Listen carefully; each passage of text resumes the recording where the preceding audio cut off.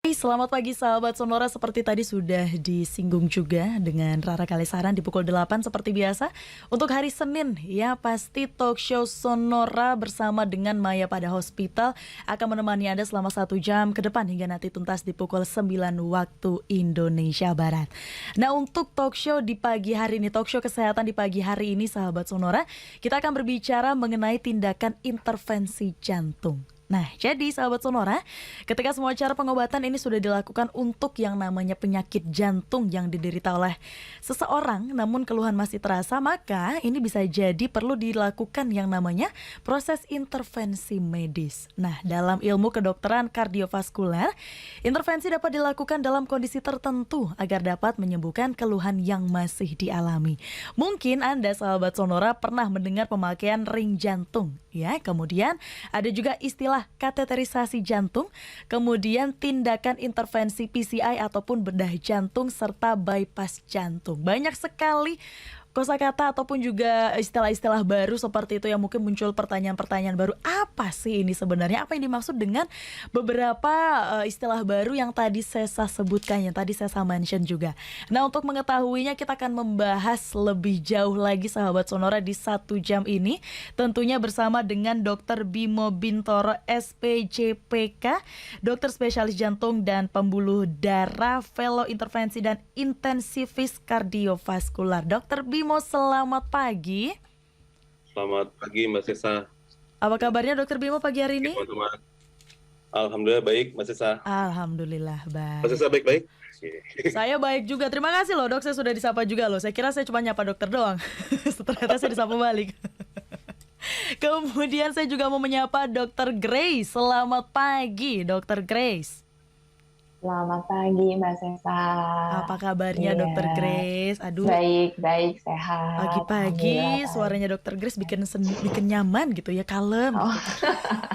Terima kasih. Tadi Mbak Sesa juga udah semua sehat, amin ya. Oke, amin. Kita semua sehat kok ya. Jadi sahabat Sonora, untuk pagi hari ini ada Dr. Bimo dan juga Dr. Grace nanti yang berbagi informasi dan juga kabar baik ya, tentunya dari Maya pada Hospital Bogor.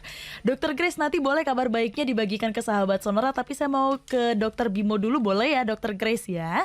Saya mau ke Dr. Bimo dulu untuk mengulik lebih dalam lagi terkait dengan topik kita di pagi hari ini, tindakan intervensi jantung seperti itu. Tadi dokter saya juga sudah menyebutkan ya beberapa istilah yang terkait dengan intervensi jantung. Sebenarnya apa sih yang dimaksud dengan intervensi jantung ini, dokter? Ya, terima kasih Mbak Sesa. Jadi intervensi jantung nih memang pada dasarnya ya, tindakan intervensi jantung itu suatu tindakan yang dikerjakan oleh dokter jantung.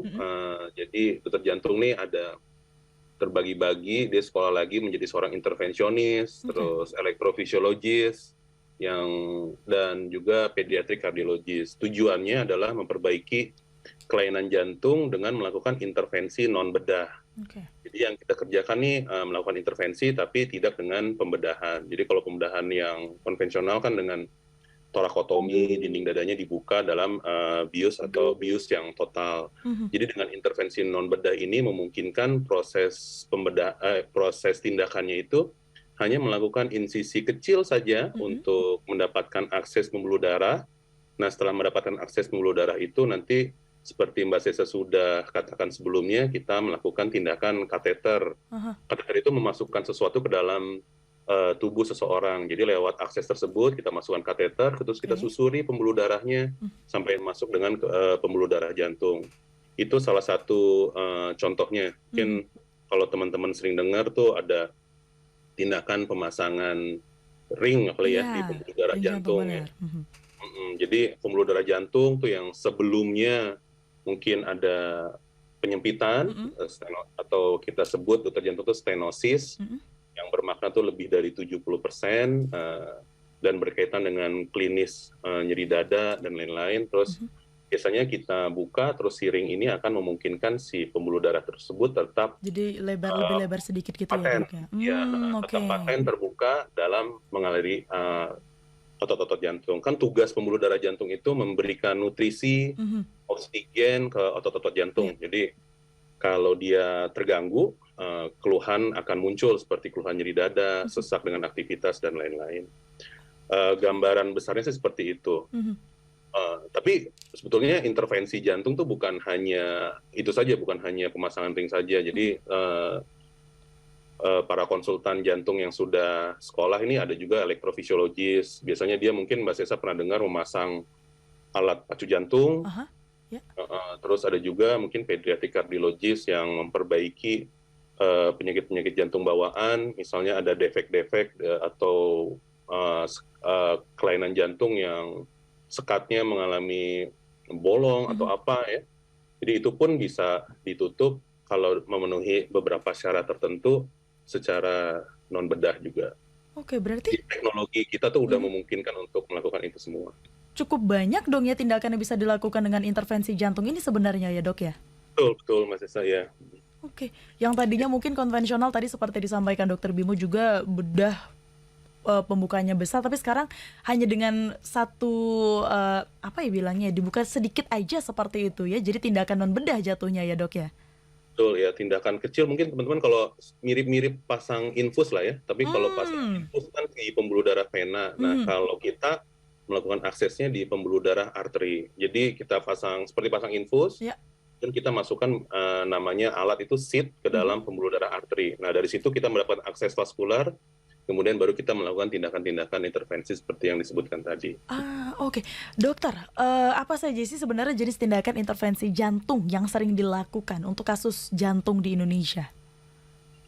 Ya, seperti yang sudah dibicarakan di atas, mungkin yang paling sering ini nomor satu di lab kateterisasi jantung yang sering dikerjakan adalah pemasangan ring atau stent tadi ya. Karena Oke. di Indonesia ini mungkin penyakit jantung tuh masih menduduki peringkat nomor satu. Cukup Terus tinggi ya? Wah, oke. tinggi ya, dengan penyakit jantung koroner juga prevalensinya cukup banyak. Jadi tindakan-tindakan ini juga yang terus yang kedua baru mungkin yang tindakan-tindakan seperti yang disebutkan tadi sebelumnya kayak Dokter Bimo? Nampaknya sinyalnya sedikit terganggu ya, sahabat Sonora. Dokter Bimo? halo. Halo? Sudah terdengar lagi? Sudah terdengar lagi. Aman, Iya, dokter? sorry. Aman ya? Oke ya. Jadi yang paling banyak sebetulnya Mbak Sesa seperti yang selain yang sudah disebutkan sebelumnya, tentunya prevalensi di Indonesia ini yang banyak sekali adalah penyakit jantung koroner. Jadi pemasangan ring ini sering kali kita lakukan, bisa pada kondisi stabil atau pada kondisi, karena ada juga kan setting-settingnya, ada kondisi yang stabil dan kronik, ada juga pasien dengan serangan jantung. Itu cukup banyak kita temukan. Berarti tergantung dari jenis jantungnya juga, sakit jantungnya juga ya dokter ya, untuk intervensi jantung seperti apa yang perlu dilakukan, seperti itu ya? Ya. Oke, nah kondisi seperti apa nih yang akhirnya mengharuskan seorang pasien jantung harus segera dilakukan tindakan intervensi? Ya, jadi ada dua kondisi ya, untuk tindakan intervensi koroner sendiri, itu ada dua kondisi di mana salah satu bisa kondisinya dalam kondisi kronik coronary syndrome bahasa kita, atau penyakit jantung koroner yang sudah lama. Jadi pada kondisi ini biasanya pasiennya sudah minum obat secara optimal, seperti yang Mbak Sesa ceritakan di awal tadi, pada pendahuluan dia udah minum obat, tapi nyeri dadanya masih terus timbul. Dan ini kan tentunya akan mengganggu quality of life-nya, kualitas hidupnya terganggu. Jalan sedikit, 50 meter, 100 meter, itu sudah ada keluhan nyeri dada, sesak. Atau mungkin dia bahkan hanya ke kamar mandi itu sudah ada keluhan. Jadi yang kedua, kondisi yang akut yang terjadi seperti pada sindroma koroner akut. Jadi ini yang harus diawasi. Jadi kondisi di mana aliran pembuluh darah jantung tadi itu dia berhenti secara mendadak, suplainya ke otot-otot jantung, atau menurun secara mendadak. Intinya semua keluhan itu timbul secara mendadak. Kalau kita lagi ngobrol begini, saya tiba-tiba mengeluh dada saya berat, ada nyeri dan lain-lain, sampai keluar keringat dingin, dan bahkan bisa sampai menyebabkan kematian. Nah, ini yang kita sebut sebagai serangan jantung. Nah, kalau ini memang kondisinya harus segera dikerjakan, Mbak Sesa, kalau yang itu. Oke, tindakan ataupun juga kondisi seperti ini yang akhirnya seorang pasien jantung harus segera dilakukan tindakan intervensi seperti itu Dokter Bimo ya. Dokter Bimo dan juga Dokter Grace, kita harus break dulu. Mungkin nanti setelah break saya mau ke Dokter Grace juga ya, berbagi kabar baik juga dari Mayapada Hospital Bogor ini untuk sahabat Sonora yang tengah menyaksikan di pagi hari ini ya.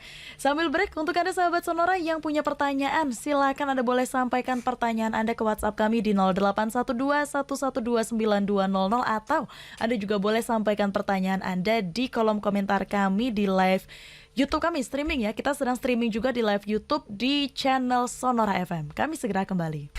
Talk show kesehatan Radio Sonora bersama dengan Mayapada Hospital Bogor ya di pagi hari ini sahabat Sonora, hari Senin edisi 5 Desember 2022 kita membahas seputar tindakan intervensi jantung bersama dengan Dr. Bimo dan juga Dr. Grace ya dari Mayapada Hospital Bogor. Dr. Grace, nanti saya sapa Dr. Grace, tenang, mungkin boleh disiapin dulu nanti kabar baiknya apa nih yang mau di-share ke sahabat Sonora ya. Saya balik lagi ke Dr. Bimo. Dr. Bimo, kalau tadi dari dokter sendiri sudah menyampaikan kondisi seperti apa nih yang akhirnya mengharuskan seorang pasien jantung harus segera dilakukan tindakan intervensi. Nah, ketika ada seorang pasien ini yang memang diharuskan untuk dilakukan tindakan intervensi, apa saja nih yang perlu dipersiapkan? Mungkin dari Dokter Bimonya, dari dokternya sendiri, ataupun mungkin dari pasiennya sendiri, apa nih? Apakah ada hal-hal yang perlu dipersiapkan sebenarnya, Dok? Oke, jadi ada 2 setting mungkin ya, Mbak Sesa, untuk pasien dengan yang direncanakan untuk tindakan intervensi koroner perkutan tadi, atau PCI, percutaneous coronary intervention. Jadi yang pertama terjadwal pasiennya mungkin elektif. Biasanya kita akan minta pasiennya untuk tetap rutin minum obatnya, terus masuk mungkin 1 hari sebelumnya untuk menjalani beberapa pemeriksaan laboratorium untuk persiapan. Kemudian ya kadang-kadang pada beberapa kasus kita minta pasiennya untuk melakukan puasa sebelumnya. Kemudian yang kedua, pada setting yang akut nih, pada cerita yang tadi saya itu yang serangan jantung tadi. Kalau pada saat serangan jantung ya mungkin teman-teman jangan takut, di IGD tuh ada beberapa obat yang harus diminum secara cepat, seperti kadang-kadang ada 2-4 tablet yang harus dikunyah, terus ada kadang-kadang kalau misalnya ini ada 2 tablet yang harus diminum sekaligus atau 4 tablet yang harus diminum sekaligus. Tapi pada dasarnya sih Mbak Sesa, untuk tindakan koroner yang perkutan ini itu tidak seribet seperti persiapan untuk tindakan bedah lah ya. Jadi ya karena kan kita kan sebetulnya sih tindakan intervensi non bedah, terus minimal invasif dan lain-lain. Jadi persiapannya nggak seperti seseorang mau menjalani tindakan bedah seperti itu. Jadi lebih simple, lebih ringkas juga sepertinya ya Dokter Bimo ya? Iya betul. Berarti ini tadi karena disebutkan juga, di-mention juga untuk pasien yang masih mengkonsumsi obat ini tidak apa-apa dilakukan intervensi jantung, dokter? Tidak apa-apa, tidak masalah ya.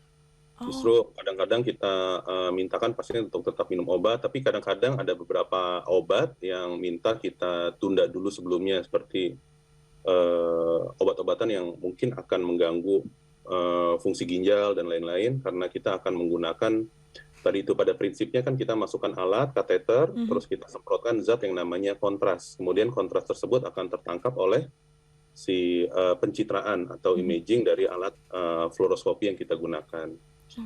Jadi mungkin itu fungsi Tapi ya, lanjut lagi tadi, karena sebelumnya dokter juga sempat nge-mention terkait dengan salah satu tindakan intervensi jantung adalah intervensi PCI. Boleh di-sharekan ke sahabat Sonora, intervensi PCI ini apa, Dokter Bimo? Ya, intervensi PCI ini adalah tindakannya, singkatannya sendiri adalah percutaneous coronary intervention. Jadi pertama tindakan intervensi koroner perkutan. Jadi kita tidak melakukan tindakan pembedahan, hanya lewat perkutan saja. Jadi tadi itu seperti lewat kulit kita cari akses vaskular, kemudian kita lakukan ya insisi kecil untuk memasukkan alat tersebut, kemudian kita mungkin bahasanya puncture si arterinya, kemudian masuk seat dan kita lakukan tindakan-tindakan intervensi lewat kateter kita yang masuk ke dalam pembuluh darah jantung, ke dalam pembuluh darah koroner tadi. Jadi gambarannya sih seperti itu. Nah, tindakan intervensi perkutan ini bisa pertama diagnostik, hanya melakukan diagnostik aja nih, kita melihat si pembuluh darahnya ada penyempitan bermakna atau tidak dan lain-lain. Kemudian apakah ada anomali bawaan di pembuluh darah tersebut. Terus yang kedua ada mungkin dilatasi balon. Kemudian kita dengan lewat kateter kita masukkan katakanlah kawat halus ya ke dalam pembuluh darah koroner. Kemudian lewat kawat halus itu kita bisa deliver alat-alat seperti balon atau bahkan setelah balon ini terdilatasi dengan baik, biasanya si pembuluh darahnya sudah siap untuk menerima stent, kita masukkan baru si stent jantungnya itu. Jadi gambarannya sih seperti itu kalau untuk tindakan PCI tadi, percutaneous coronary intervention. Ya. Tindakannya berapa lama dilakukan ini, Dokter Bimo?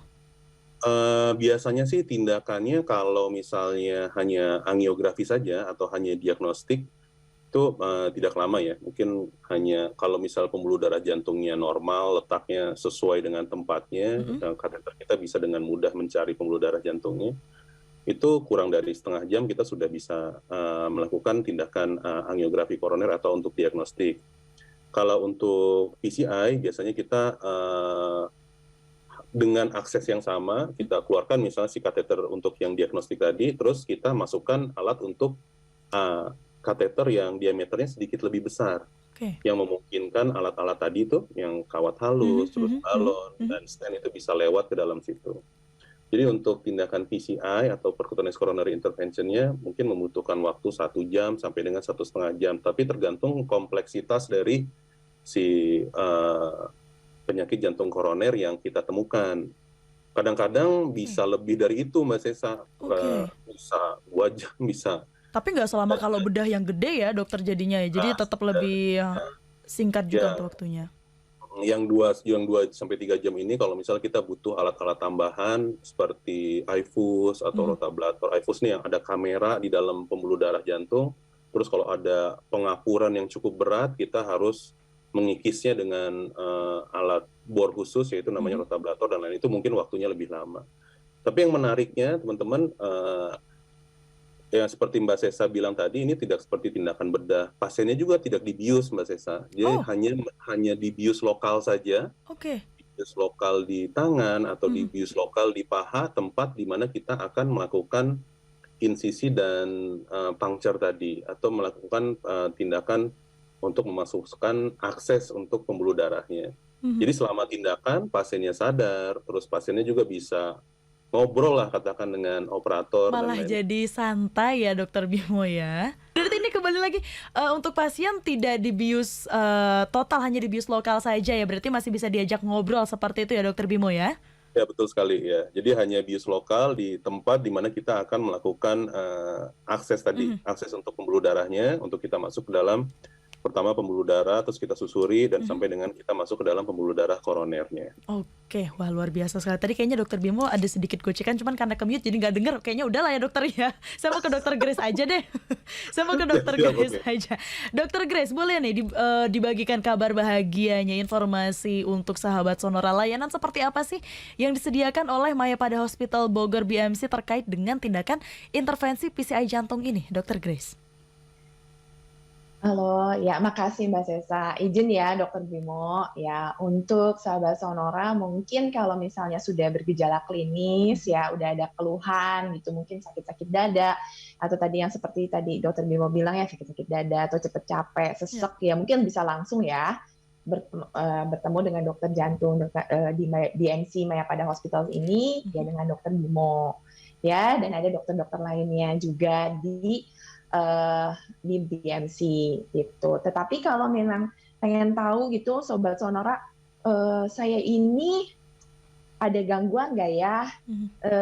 Apalagi ada riwayat di keluarganya ya, yang sedarah gitu ya, orang tua gitu, sebenarnya kakek nenek gitu. Mungkin yang kalau misalnya ada riwayatnya punya masalah jantung ya, nggak ada salahnya untuk deteksi dini atau medical check up, screening kesehatan supaya akan lebih baik tahu dari awal ya Mbak Sesa daripada nanti nih sudah ada serangan, karena serangan namanya juga jantung ya kan bisa bersifat fatal ya, karena sesungguhnya bisa dicegah. Nah, bagaimana perawatan jantung Anda, screening jantung ini ada 2 paket nih dari Mayapada Hospital sendiri yang bisa dilaksanakan di seluruh Mayapada Hospital, termasuk di BMC Mayapada Hospital Bogor ya. Itu ada screening jantung 1 dan screening jantung 2 ya. Di situ sudah termasuk dengan konsultasi dengan dokter spesialisasi dengan dokter spesialisnya.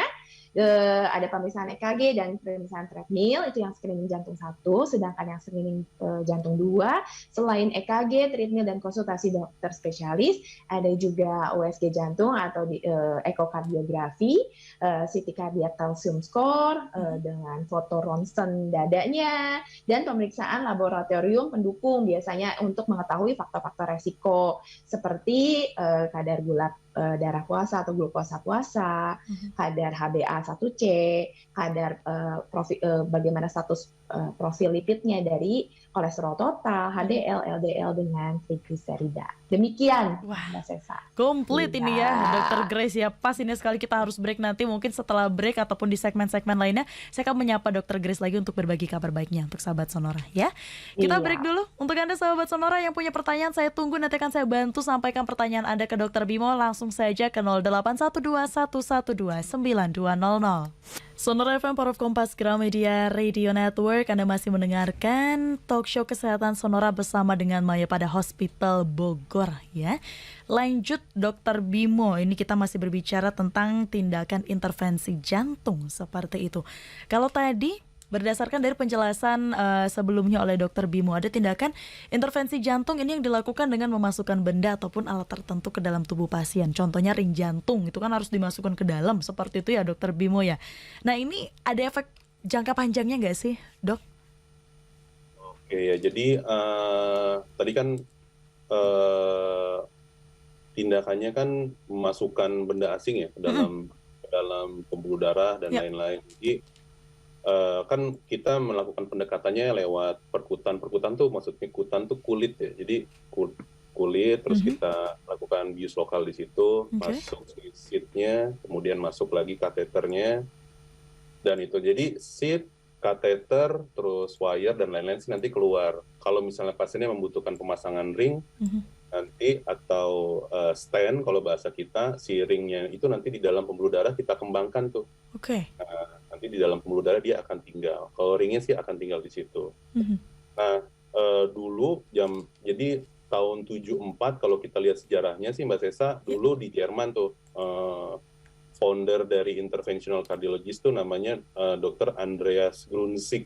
Boleh disampaikan ulang lagi Dr. Bimo seperti apa tadi untuk efek jangka panjang yang terkait dengan benda-benda asing yang ada di dalam tubuh? Oke, iya. Jadi yang pertama dikerjain tuh dulu di Jerman tahun 74 sama si Dr. Andreas Grunzig. Zaman dulu sih cuma ada balon aja yang tersedia. Si balon ini namanya balon perfusion balloon. Dia memungkinkan balon tersebut dikembangkan tapi aliran darahnya tetap ngalir. Dikembangkan secara lama. Kemudian tapi dari penelitian-penelitian ternyata kalau balon kan dikeluarin kan, jadi tidak meninggalkan benda apapun di dalam tubuh. Nggak di dalam tubuh ya. Nah, teman dari penelitiannya ternyata ada terjadi recoil atau nyempit lagi nih pembuluh darah. Jadi dibutuhkan patensi untuk si pembuluh darah itu tetap terbuka. Kemudian muncullah era stenting untuk pembuluh darah ya, dalam hal ini pembuluh darah koroner. Stenting ini pertama awal-awal menggunakan yang namanya bare metal stent. Jadi hanya stent dengan lapisan metal saja seperti itu di dalam pembuluh darah. Kemudian berkembang sampai sekarang ini sudah di era drug eluting stent atau stentnya itu mengeluarkan obat Mbak Sesa. Jadi selama 6 bulan untuk menjamin bahwa proliferasi si pembuluh darah itu tetap terbentuk dengan baik. Jadi nantinya ring ini memang hanya akan ditinggalkan polimernya saja di dalam pembuluh darah. Kemudian nanti pembuluh darah itu akan healing dengan membentuk bahasa kita endotelisasi lah, atau menyelubungi si ring tersebut. Tapi endotelisasi ini dengan adanya si era-era stent yang lebih baru ini akan lebih baik. Jadi teman-teman relatif aman walaupun ada benda asing di dalam tubuh kita, benda asing tersebut akan terbentuk yang namanya tadi itu endotelisasi atau proses penyembuhan di dalam pembuluh darah. Jadi tidak usah khawatir selama teman-teman minum obat secara teratur, mengontrol faktor risiko yang terkait dengan penyakit jantung koroner, itu akan walaupun dia benda asing, dia akan relatif aman ada di dalam tubuh kita. Tapi untuk benda asing seperti itu perlu dilakukan monitoring nggak sih, Dokter Bimo? Oh ya, tentunya sih perlu ya. Jadi pemasangan ring ini bukan akhir dari suatu penyakit jantung koronernya, dan pasiennya tetap dalam resiko untuk terjadi penyempitan baik di dalam ring itu atau di pembuluh darah lain kan, Mbak Sesa. Jadi tetap harus kontrolnya gimana, biasanya tetap kita berikan obat-obatan, kontrol setiap 1 bulan, kalau misalnya pasiennya relatif stabil, relatif baik kondisinya, kita akan anjurkan untuk kontrol per 3 bulan. Dan bagaimana untuk memonitoringnya, saya kira bisa melakukan pertama treadmill test. Jadi treadmill test ini untuk melihat apakah ada penyempitan yang baru atau tidak. Terus yang kedua bisa juga menilai tingkat kebugaran dari pasien kita. Kan kita sudah edukasi nih, nanti gaya hidupnya harus dirubah harus rajin olahraga dan lain-lain. Nah, dengan treadmill itu bisa kita nilai tingkat kebugarannya. Jadi dengan treadmill itu teman-teman, kita seperti alat treadmill di tempat fitness, tapi ada protokolnya. Jadi dia nanti naik secara berkala, kecepatannya akan bertambah. Terus kita lakukan monitoring sambil treadmill dengan memasang alat EKG dengan alat tensimeter. Jadi itu yang kita lakukan untuk memonitor berkala. Kemudian di BMC Mayapada juga ada alat yang namanya CT angiografi koroner. Kalau misalnya ada indikasinya, bisa kita lihat, tidak melulu dengan melihat ulang, lewat kateterisasi ulang nih pasiennya gitu. Jadi kita juga bisa melihatnya dengan melakukan CT angiografi koroner namanya, dengan CT scan kalau itu. Wah, luar biasa sekali. Tapi berarti untuk pasien jantung yang sudah dilakukan tindakan intervensi jantung tetap bisa melakukan kegiatannya seperti semula ya, Dokter Bimo ya? Oke. Jadi yang harus diingat adalah teman-teman, tindakan intervensi koroner ini kalau sudah dilakukan, pada dasarnya kan hanya memberikan suplai darah yang lebih baik ke dalam otot-otot jantung. Jadi mudah-mudahan dengan tindakan itu seharusnya pasien-pasien atau teman-teman yang sudah menjalani pemasangan ring, katakanlah, itu akan lebih confident lah, dan lebih baik quality of life-nya. Do and don'ts-nya ada nggak sih, Dokter Bimo, setelah bagi pasien nih setelah menjalani tindakan intervensi jantung? Do and don'ts-nya yang pertama sih, kadang-kadang yang paling sering ditanyain oleh pasien ya, oleh teman-teman habis pasang ring nih, pertama dari segi, boleh nggak saya nyetir lagi dok gitu. Kalau nyetir nih biasanya kita bolehin setelah 1 minggu. Terkait aksesnya, biasanya aksesnya kan kita lakukan akses di tangan. Jadi tunggu sampai sembuh dulu, kira-kira seminggu sih boleh-boleh aja. Terus yang kedua, mungkin sexual activity. Sexual activity sih biasanya kita perbolehkan setelah keluhan itu tidak ada lagi keluhan sesak nafas, tidak ada lagi keluhan nyeri dada. Saya sering bilang ke pasien-pasien, kalau misalnya bisa climb stair selama untuk dua tangga, 2 lantai tanpa ada keluhan bermakna, ya silahkan gitu. Cuman itu dilakukan secara bertahap juga. Terus ya makanan, biasanya makanannya apa nih gitu, ada nggak yang benar-benar dipantang? Biasanya tidak ada ya. Jadi kalau teman-teman ingat piramida makanan, yang paling rendah ini, yang paling bawah itu adalah buah, sayur-sayuran yang healthy lah. Terus yang paling banyak yang porsinya yang harus kita makan. Terus yang paling atas ini yang sedikit, yang kecil dia, piramida teratas itu daging dan lain-lain. Jadi sebetulnya sih ikuti aja itu, perbanyak makanan yang sehat, yang tinggi serat, terus kurangi yang berlemak sebenarnya sih ya. Dan tentang gaya hidup, tentunya harus dimodifikasi nih, yang tadinya berfaktor resiko, mempunyai high risk, kayak ngerokok, Mbak Sesa, harus stop lah ya. Terus yang kedua, kalau bisa dihilangkan, enyahkan stres bahasanya, hilangin stresnya, terus ya, teratur berolahraga sama awasi tekanan darahnya. Jadi teratur olahraga nih, mungkin ya olahraga yang kita anjurkan 30 menit dengan intensitas yang moderate intensity. jalan cepat, Oke. jogging, dan lain-lain selama 30 menit, 3 sampai 5 kali dalam 1 minggu. Mhm. Jadi biasanya sih pasien-pasien tuh setelah pasang ring dan lain-lain dengan dia mungkin takut ya, Bisa nggak nih, jadi boleh nggak berhenti nih? Bener, iya, ngerokok heeh, takut bener. gitu ya. Bener Ya bener. berhenti ngerokok dan lain-lain itu ya dia dengan gaya hidup yang lebih baik itu mudah-mudahan membawa dia ke kesehatan, kondisi kesehatan dan quality of life yang lebih baik. Sudah di jalur yang benar gitu ya, Dokter Bimo ya. Siap. Dokter Bimo, kita break dulu. Dokter Grace, kita juga break dulu. Nanti kita di segmen terakhir berbagi kabar-kabar lagi, berbagi informasi-informasi lagi untuk sahabat Sonora ya. Sambil break, untuk Anda sahabat Sonora yang juga punya pertanyaan atau mungkin Anda ingin mendengarkan informasinya lebih lanjut, tetap bersama kami hanya di Sonora Pagi. Segmen terakhir untuk talk show kesehatan Radio Sonora bersama dengan Maya pada Hospital Bogor ya, sahabat Sonora, ini terkait dengan tindakan intervensi jantung. Tentunya masih bersama dengan Dr. Grace dan juga Dr. Bimo yang akan berbagi informasi-informasi di pagi hari ini, sahabat Sonora. Dr. Bimo, Dr. Grace sabar ya. Saya ke Dr. Bimo dulu boleh ya? Dokter Bimo, berdasarkan pengalaman dari dokter sendiri seperti itu, untuk kasus pasien jantung yang kemudian harus dilakukan intervensi jantung, rata-rata ada di range usia berapa sih, Dok? Ya, kalau range usia yang terbanyak sih mungkin mulai dari 40 sampai ya di atas 65 tahun ya. Oke. Cuman sekarang nih memang makin bergeser ke usia yang muda. Jadi kemarin tuh pernah saya mengerjakan tindakan untuk serangan jantung di usia 28 tahun tuh yang paling muda pernah ini untuk tindakan karena dia serangan jantung. Jadi sebetulnya sih ini penyakit yang wajar sekali terjadi kalau laki-laki itu terjadi di usia di atas katakanlah 65 tahun ya.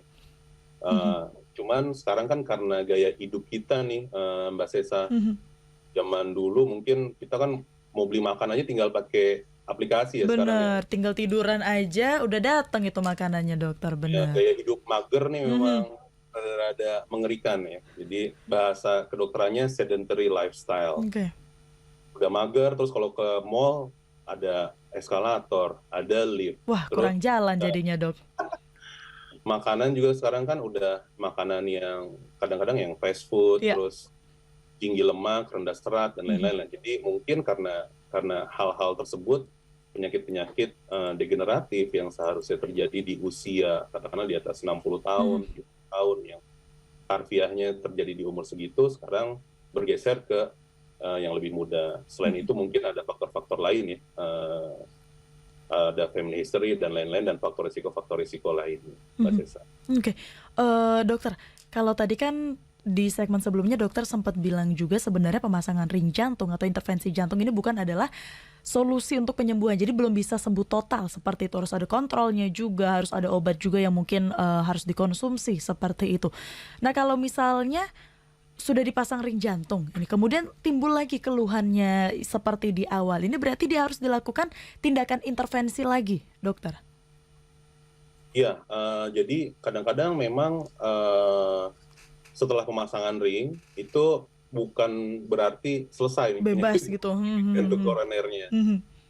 Tetap pertama obat-obatan harus diminum, ada 2 macam obat, dual antiplatelet namanya. Kalau kecuali dia ada indikasi lain, kita biasanya mengharuskan pasien kita minum selama 12 bulan. Kecuali kalau misalnya risiko perdarahannya terlalu besar ya. Terus selain itu juga obat-obatan untuk mengontrol faktor risiko lainnya. Karena kadang-kadang penyakit jantung koroner ini kan terjadi karena kumpulan klaster dari faktor risiko itu, Mbak Sesa. Dan itu tetap harus dikontrol. Misalnya tekanan darah tinggi, kolesterol, kencing manis, dan lain-lain. Kalau itu tidak terkontrol, ada 2 masalah nih. Bisa di pembuluh darah yang lama yang udah kita pasang ring, karena pada dasarnya kan ring itu kan seperti jala-jala begini kan. Jadi antaranya ya bisa terjadi proliferasi baru.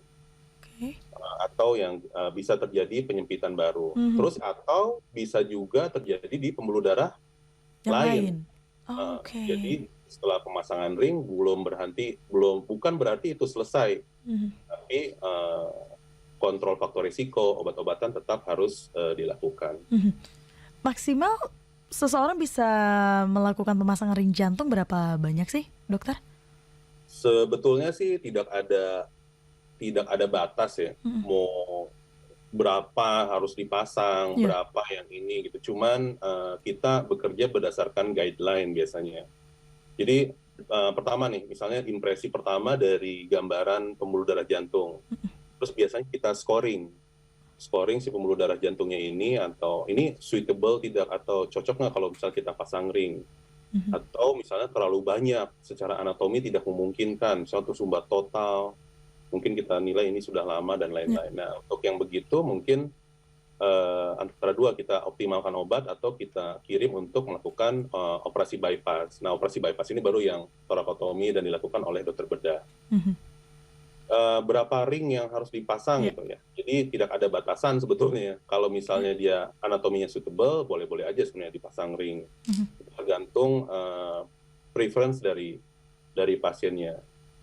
Itu yang dari first impression. Yang kedua, kasusnya mungkin yang tersumbat total, sorry Mas Isa. Misalnya udah dipasang ring, terus tersumbat lagi. Oke.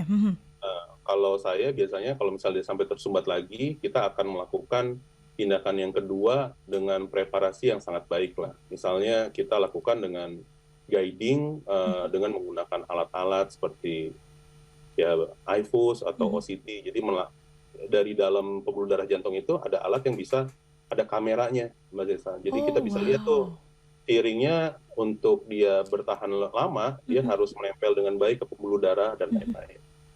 Namanya itu iFuse. Terus kalau habis itu masih tersumbat lagi juga, padahal kita yakin bahwa pasien ini minum obat nih teratur nih.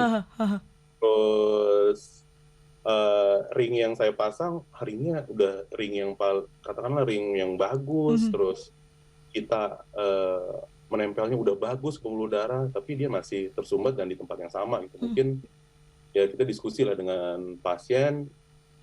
Kalau misalnya itu terjadi secara akut, ya kita lakukan tindakan-tindakan untuk mengatasi kondisi akutnya. Dan tapi untuk jangka panjang, ya kalau tindakan berulang di tempat yang sama, kan kita harus pasang ring berulang tuh di situ tuh. Kalau misalnya udah pada satu titik, ya mungkin kita akan pertimbangkan untuk, ini kasusnya adalah kasus untuk dokter bedah, mungkin itu juga bisa.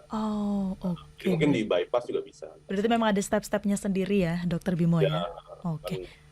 Dokter Bimo, sebelum saya ke Dokter Grace, mungkin terakhir bisa disampaikan saran untuk sahabat Sonora ataupun juga untuk orang dengan pasien yang sudah teridentifikasi memiliki kelainan jantung, supaya jangan sampai dilakukan nih tindakan intervensi ataupun juga operasi yang lebih kompleks ini. Dokter, silakan.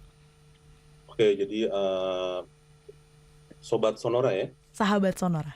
Sahabat Sonora, oke. Jadi untuk sahabat Sonora sekalian, ya kalau misalnya yang pertama yang mempunyai keluhan, kita harus identifikasi keluhan itu apakah cardiac related atau tidak. Jadi lakukan kontrol sesegera mungkin, sedini mungkin, supaya penyakitnya tidak berkembang lebih jauh. Kadang-kadang itu ada kondisi awal yang kondisi ringan, terus nanti kita diamkan dan berkembang malah menjadi suatu serangan jantung yang berakibat lebih fatal. Kemudian yang kedua, yang seperti Dr. Grace sudah mention tadi, mungkin untuk sahabat Sonora yang sudah memiliki faktor risiko, itu juga perlu melakukan medical check-up secara berkala. Dokter Bimo?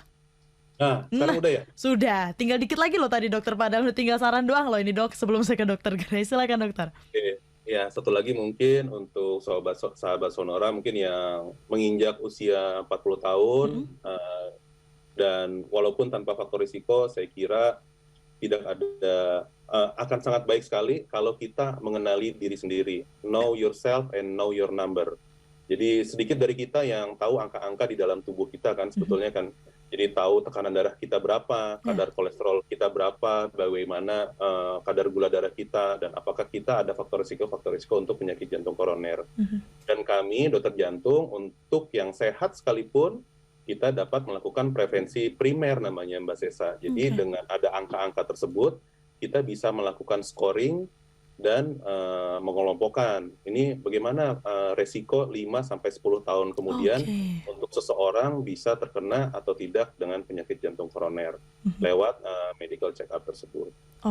Ya, saya kira begitu pesan saya Mbak Sesa. Siap, Dokter Bimo, terima kasih. Kali mungkin ke Sonora kali ya ini ya. Wah benar, biar langsung lebih enak lagi ngobrolnya nih, nggak kehalang sinyal ini Dokter Bimo ya.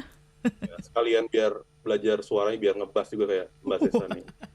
Siap, boleh Dokter Bimo, boleh banget, silakan. Kami tunggu ya Dokter Bimo ke Studio Sonora Jakarta ya.